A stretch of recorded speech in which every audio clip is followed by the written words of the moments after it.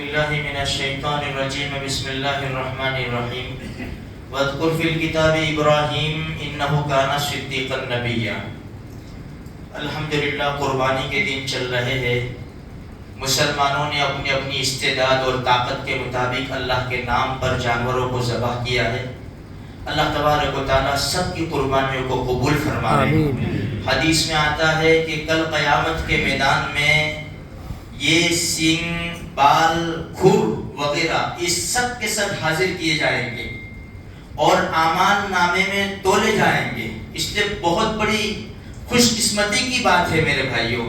بس اللہ سے یہی دعا ہے کہ اللہ تبارک و تعالیٰ اس کو قبول فرما لے، ہمارے لیے نجات کا ذریعہ ہے۔ اب دیکھو الحمدللہ ہم نے اللہ کے خلیل ابراہیم علیہ السلام اور ذبیح اللہ اسماعیل علیہ السلام کی یاد میں اللہ کے نام پر، نبی کے طریقے پر جانوروں کو ذبح کیا ہے۔ اب یہ دونوں ہستیاں خلیل اللہ اور ذبیح اللہ قرآن کی ایک جھلک میں، پوری سیرت تو ہم کہاں بیان کر سکتے ہیں، ایک جھلک قرآن کی ہم نے ذبیح اللہ کے بارے میں سنا۔ مینا کی وادی ہے، سناٹا چھایا ہوا ہے، باپ اپنے بیٹے سے کہہ رہا ہے انی ارا فی المنام انی اذبحک فانظر ماذا ترى، بیٹا میں نے خواب دیکھا ہے کہ میں تجھے ذبح کر رہا ہوں، تیری کیا رائے ہے؟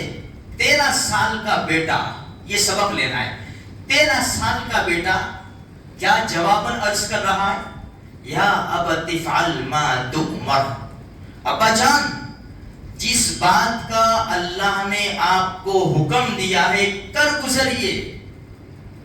یہ بیٹوں کو نصیحت ہے کہ باپ سے اس طرح فرما برداری اور تابعداری سے پیش آئے۔ صرف جانور کو ذبح کر کے خوشیاں منا لینا یہ نہیں ہے، یہ حضرات کی سیرت کی کچھ جھلکیں ہماری زندگی میں بھی نظر آنی چاہیے۔ قربانی تو ہم نے کر لی، لیکن دوسرے روز ہم مسلمان بھی نظر آتے ہیں کہ نہیں ہیں، ہم اللہ کے رسول کے امتی بھی نظر آتے ہیں کہ نہیں ہیں۔ عید کے دن ٹوپی پہن لی، بکرا ہاتھ میں لے لیا، ماشاءاللہ گوشت کی ٹھیکیاں لے کر پھرتے رہے، جیسے 2-3 دن عید کے گئے پھر ہماری پوری چال ڈھال، ہمارا پورا رہن سہن، ہمارا سب چینج ہو جاتا ہے۔ یہ محرم الحرام ہر سال آتا ہے، 10 دن نماز رسول کی یاد مناتے ہیں، پھر کون پوچھتا ہے؟ ربیع الاول کے 12 دن آتے ہیں، اللہ کے رسول کی یاد مناتے ہیں، پھر ہم کہاں چلے جاتے ہیں؟ نہیں میرے بھائیوں، دیکھو یہ بیٹے کی جھلک کیا ہے، کہا ابا جان اللہ نے جس کام کا تمہیں حکم دیا ہے کر گزریے، میں آپ کا ساتھ دوں گا۔ یہ بیٹے کی بات ہے باپ سے۔ جب یہی باپ اللہ کے خلیل بیٹے تھے آزر کے،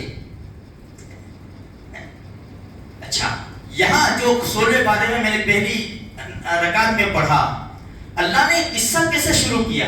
وَاذْكُرْ فِي الْكِتَابِ ابراہیم، نبی جی ہمارے خلیل ابراہیم علیہ السلام کا تذکرہ تو سنیے، اِنَّهُ كَانَ صِدِّيقًا نَبِيًّا، بڑے سچے نبی تھے، نبی تو سارے سچے۔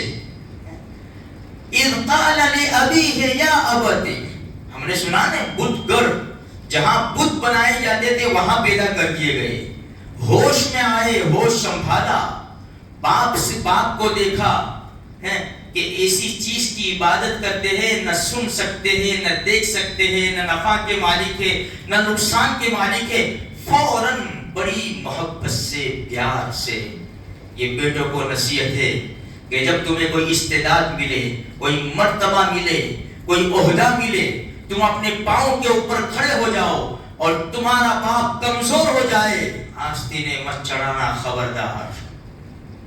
باپ کے ساتھ بات کرنی ہے، نیچی نگاہ سے بات کرو، عزت احترام کے ساتھ بات کرو۔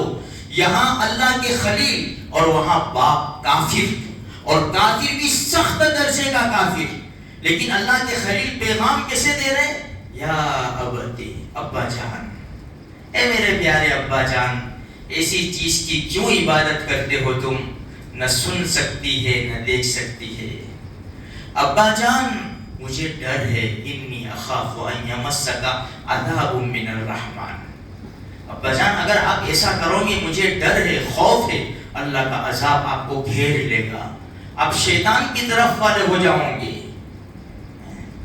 یا ابتی لا تعبد الشیطان، ابا جان شیطان کی پوجا مت کرو، شیطان کی عبادت مت کرو، ان الشیطان کان للرحمن عصیا، شیطان تو رحمان کا نافرمان ہے۔ اتنے بہترین انداز سے سمجھایا۔ ریپلائی کیا آتا ہے؟ ریپلائی اراغب انت عن آلہتی یا ابراہیم لئن لم تنتہی لارجمنک وہجرنی ملیا، خبردار میرے بتوں کو برا بھلا مت کہنا، باز آ جا، اگر باز نہیں آئے گا پتھر مار مار کے مار ڈالوں گا، لارجمنک وہجرنی ملیا۔ تو بھی اللہ کے خلیل بیٹے ہے، باپ کافر ہے، سختی سے پیش آ رہا ہے، لیکن پھر بھی کیا کہا؟ ٹھیک ہے سلام علیک، ابو ٹھیک ہے جا رہا ہوں میں، لیکن ایسے نہیں، سأستغفر لک ربی، اپنے رب سے معافی مانگوں گا آپ کے لیے۔ یہ ہے میرے بھائیوں، کوئی بیٹا یہ دعا کرتا ہے اللہ میرے باپ کی زندگی کہ جتنے بھی گناہ ہیں اس کو معاف کر دے۔ میں تو میرے بیٹے کو بھی کہتا ہوں بیٹا جب ہاتھ اٹھاوے تو کہنا کہ اللہ میرے ماں باپ کے گناہوں کو معاف فرما دے، جو جن کے چلے گئے ان کے لیے بھی دعا ہے، وہ تو دعا کے سخت محتاج ہے، اور جو زندہ ہے باپ کے پاس ساری ضرورتیں پوری کرواتے ہیں، لیکن کبھی ہاتھ اٹھا کر باپ کے لیے دعائیں مانگی ہے؟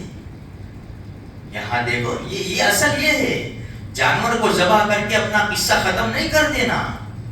جن ہستیوں نے قربانیاں دی ہے، بڑی بڑی قربانیاں دی ہے، ان ہستیوں کی زندگیوں کو یاد کر کے ان کی چند کوالٹی اپنی زندگی میں لا کر ثبوت پیش کرنا ہے کہ ہم صرف بقر عید کے دن ان کے عاشق نہیں ہیں، ہم تو ساری زندگی جب تک جسم میں جان ہے ہم ان کے عاشق ہیں۔ تو میرے بھائیوں یہ پیغام ہے آج کا چھوٹا سا، اللہ مجھے بھی آپ کو بھی اور سارے مسلمانوں کو ایسی سچی پکی محبت نصیب فرماوے، اور جو بھی اللہ کا حکم ہو، چھوٹی بڑی قربانی جو بھی اللہ کی طرف سے ہمارے اوپر عائد ہو، خوشی خوشی ہم اس کو پیش کریں۔